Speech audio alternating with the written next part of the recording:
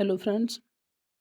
तो देखिए मैं आज आपके सामने ये जो मोलियर का एक प्ले है टॉर्टिफ, उसको मैं डिस्कस करूँगा, है ना। उसके मैं थीम को डिस्कस करूँगा आपके साथ, और मैं धीरे धीरे करके आपको सारी इन्फॉर्मेशन प्रोवाइड करूँगा। तो चलिए स्टार्ट करते हैं।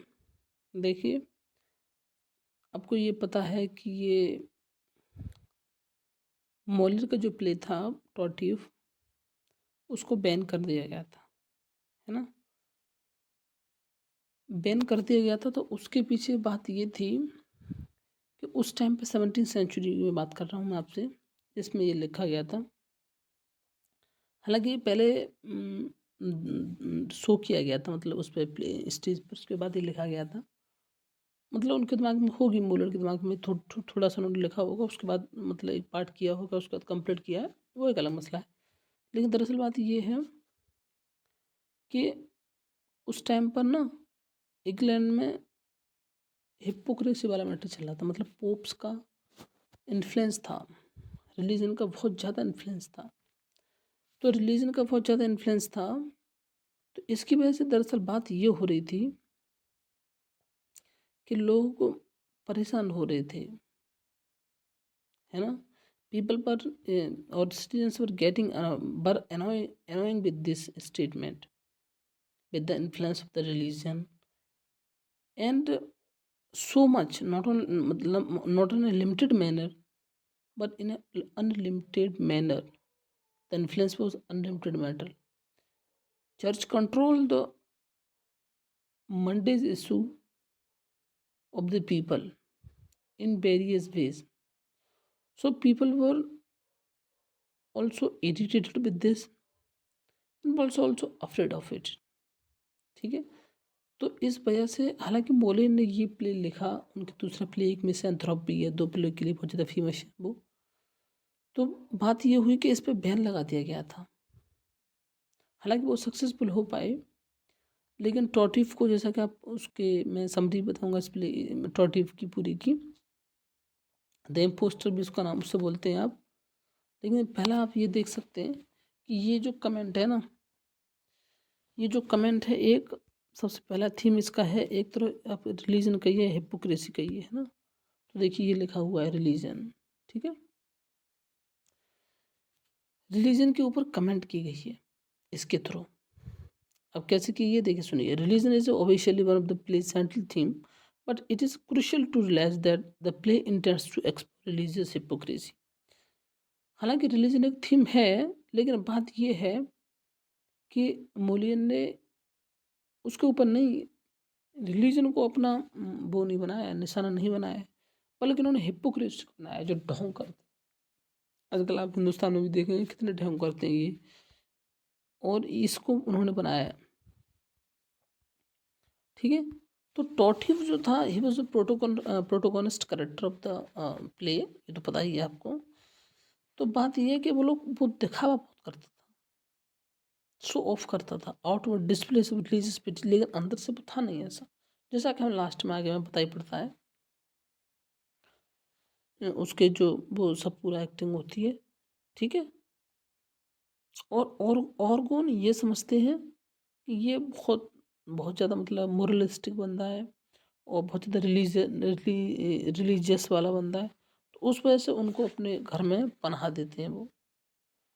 और ये ठीक है। तो एक ये बात आती है इनटू, ठीक है, displace of religious piety through them he manipulates Orgon to overlooking his family's welfare.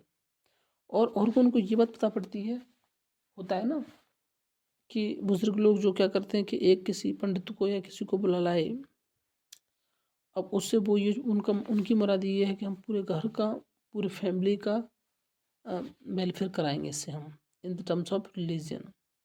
क्योंकि ऐसा बहुत कम होता है चांस में। One could even understand Orgon's motive as wanting to feel close to the god himself, ठीक है। ये बताया मैंने। दूसरी बात है ये कि वो गॉड ऑर्गन का खुद ये मकसद ये है कि मैं खुदा के करीब पहुंच जाऊं। और हम सभी लोग indirectly, certainly Moliere sees the absurdity and danger of such religious hypocrisy. उनको उसमें लगता है कि ये एब्सर्डिटी है पागलपंती है ये एक, और हिपोक्रेसी है। तो वो however through Cleante the play reveals the significant distinction between hypocrisy and true spirituality. हालांकि उनको क्लिएंट के थ्रू ये बात पता पड़ती है कि क्या है। The Cleante suggest that truly holy man does not brag about himself और विशेषली कंडेम अदर्स। ठीक है, क्लिएंट ये बात कहती है कि ऐसा नहीं है कि जो लोग मतलब बहुत ज़्यादा रिलीजियस हैं वो लोग दूसरों पर कमेंट नहीं करते हैं और अपने आप की मतलब वो नहीं करते हैं कि मैं ऐसा हूँ मैं ऐसा हूँ। ठीक है, इज नॉट प्राइडफुल और सोई and does not aim to curry political और सोशल फीवर क्लिएंट। ठीक है, सोशल फीवर मतलब वो नहीं करते हैं सोशल फीवर, वो वाली बात है कि वो लोग मतलब इंट्रोवर्ट होते हैं, एक्सट्रोवर्ट नहीं होते। ठीक है, मैं आपको क्लियर करने की कोशिश कर रहा हूँ, मतलब आप खुद समाज में देखिए सबसे बड़ी आप पढ़ते हैं ना, तो उसका मकसद ये है कि आप खुद समझें सोसाइटी को, so that you can understand the status of the society, the direction of the society. ये नहीं समझ पा रहे हैं आप, तो फिर आप समझ लीजिए कि आप तो उस तरीके से नहीं काम कर पा रहे हैं। ठीक है, तो ये वाली बात है कि वो लोग अंदर से ही रहते हैं, मतलब वो लोग उतना नहीं करते इतना ये करता है क्लिएंट में। वो थ्रू आउट द प्ले पता पड़ेगी आपको, लेकिन आप इतना समझ सकते हैं। ठीक है, Cleante stresses that truly holy man of virtue do exist, but it's a part of their nature not to be recognized as such। ठीक है, मतलब उनका मतलब ये है कि वो अंतर रहते हैं, वो उतना नहीं दिखावा करते हैं इतना ये करता है। therefore the play aims to mock religious hypocrisy while suggesting its biggest fault is the way it balance and compromise the glory of true religion। ठीक है, और इस तरीके से वो कहते हैं कि ये आदमी खराब है, ये आदमी वैसा नहीं जैसा कि आप सोच रहे हैं। ठीक है, एक एम्बिशन भी वाला इसका एक है, मतलब एक इसका थीम है। थीम तो कई होते हैं ना, कोई एक थोड़ी है। एम्बिशन थीम है ओवरऑल द प्ले, है ना। The play posits ambition as a vice rather than a virtue, है ना। मतलब वाइस की तरह एम्बिशन को मतलब ये रिजेंबल होता है, ये हमें मतलब पता पड़ता है हमें ना, कि वर्च्यू वर्च्यू मतलब आपके अंदर क्या खुसूसियत है, क्या सिफत है आपके अंदर, है ना, क्या आपके अंदर अच्छाई है, जबकि बायस क्या आपके अंदर बुराई है। तो as those who possess it too do not achieve their desire results.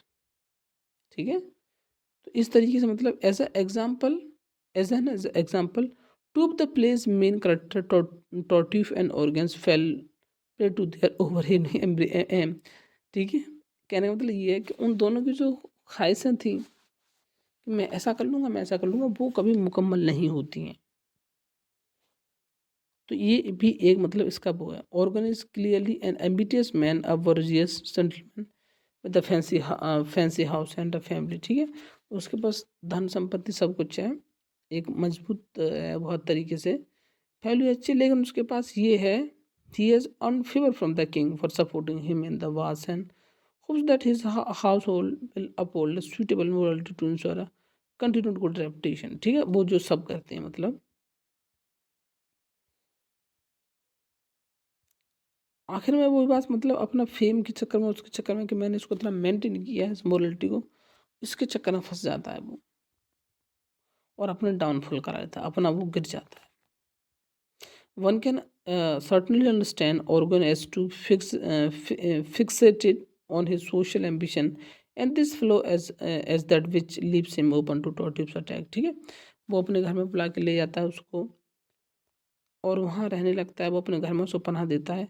तो फिर उसके सिमिलरली टॉर्टिव्स एम्बिशन डिस्ट्रॉय हिम, अब उसकी भी हो जाती है कि मैं इसकी लड़की से शादी करूँगा, वो उसको क्लियर ही कर देते हैं, वो ऑर्गन क्लियर कर देता है कि मैं इसकी शादी उससे करूँगा, इसके जो बैलियर है मैरियन का उससे नहीं कर, उसकी शादी उससे नहीं करूँगा, इससे करूँगा मैं टॉर्ट्यूब से। तो वो उसको वो देता है पूरी कि आप उसके साथ रहिए और करिए। धीरे धीरे उसकी वाइफ जो होती है वो उसको जब बात पूरा पता चलती है तो फिर बात होता है। Overall the play presents ambition as something to be very off. ये कहते हैं कि ये आपके लिए प्रिकेरियस मैटर है, and this point you have to be worried about, ठीक है ना। सेक्स भी एक इसका थीम है, हालांकि सेक्सुअल एक्टिविटीज़ कोई नहीं होती हैं उसमें, but still sex is an theme of it. Why? It is just because क्योंकि सेक्स के ही वजह से उसकी ही स्टोरी इर्द गिर्द चलती रहती है। Even though there is no actual sexual encounter in the play, the theme of sex loom largest throughout, है ना। देखिए ये जो है ये लिख रहा है लूम लार्जेस्ट, है ना, ठीक है। और मैं देखिए ये तो सब बात है, मैं आपको कुछ और बता दूं। जस्टिस भी है उसका एक थीम। जस्टिस इसलिए क्योंकि लास्ट में जस्टिस मिलता है उनको, और जस्टिस के लिए लोग वो मतलब परेशान होते हैं जब वो घर से नहीं निकल रहा होता है, और कौन ये बात कह देता है कि मेरे सारी प्रॉपर्टी मेरी है। मतलब बात ये है कि अगर उसको जस्टिस नहीं मिलता तो प्ले का बहुत रीडर्स का भी मूड ख़राब हो जाता है, पता नहीं क्या लिखा है मोलियर ने। और इससे हमें मोनार्क की भी पता पड़ती है कि मोनार्क की बात समझ में आई है, ही इज़ गुड आर्बिट्रेटर, है ना। वो लोग मतलब 22 तरीके से उसने मैरिज भी है, मैरिज की वजह से पूरा मसला ख़राब होता है, तो मैरिज भी एक मतलब उसका है, ठीक है। एक लॉयल्टी है क्योंकि बहुत सारे करेक्टर उसमें लॉयल्टी शो करते हैं और जिसमें वो कन्फाइड करते हैं, है ना। तो लॉयल्टी भी एक थीम है उसका, ऐसी बात नहीं है, ठीक है। और मैं बाकी आपके लिए आप लोगों के लिए एक बोल ला रहा हूँ मैं अभी, इसमें मैं दूसरी वीडियो डालूंगा मैं, जिस पे आप थोड़ा उसकी समरी समझ लीजिए, और मैं करेक्टर भी स्लाइडली डिस्कस करूँगा ताकि आप बेहतर तरीके से समझ सकें। So thank you for watching this video. अगर आपको पसंद आए तो इसे आप लाइक कीजिए और चैनल को सब्सक्राइब भी कर लीजिए, ठीक है ना। और मैं सोच रहा हूँ कि जो भी मैंने पढ़ा है या मान लीजिए और भी जो आप लोगों के सिलेबस का है मुझे कमेंट करके बताइए, और मैं उसको I'll try to provide my best material so that you can study further. Okay, thank you guys.